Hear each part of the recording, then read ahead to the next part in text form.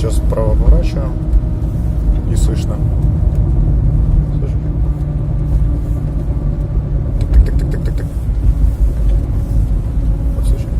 Тык-тык-тык. Ну, короче, есть звук такой. Стучащий. И так люфток. А так.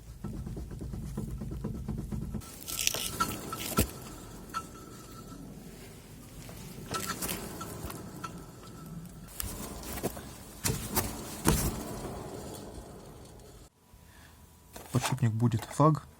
Конкретно эта комплектация для Opel. В общем, подшипник идет одинаковый.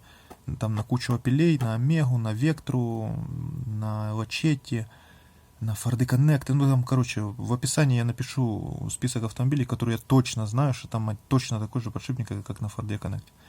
Единственное, чем он отличается, здесь стопорные кольца и шплинт. В Лачетти там идет одно такое штопорное кольцо и ступичная гайка. И на Ford Connect тоже ступичная гайка, которая подходит к Ford Connect, и стопорное кольцо, которое подходит. Вот эти кольца не подходят. И то, которое в Лачетти идет, по-моему, тоже не подходит. Я точно не помню. Все. Актуально это только для тех, вот эти всякие подшипники от Лачетти и так далее, актуально только для тех, у кого нет ABS. Если у вас есть ABS, вам обязательно нужен подшипник для Ford Connect с ABS, потому что счетное кольцо ABS на пилях оно на шрусе, а у Ford Connect оно внутри подшипника, там магнитное кольцо, поэтому вам нужен спецшрус. Все. Также стопорные кольца, то есть если вы покупаете комплектацию не для Ford Connect, а для какой-то другой машины, то стопорное кольцо, которое стоит у вас старое, нужно изъять так, чтобы не повредить.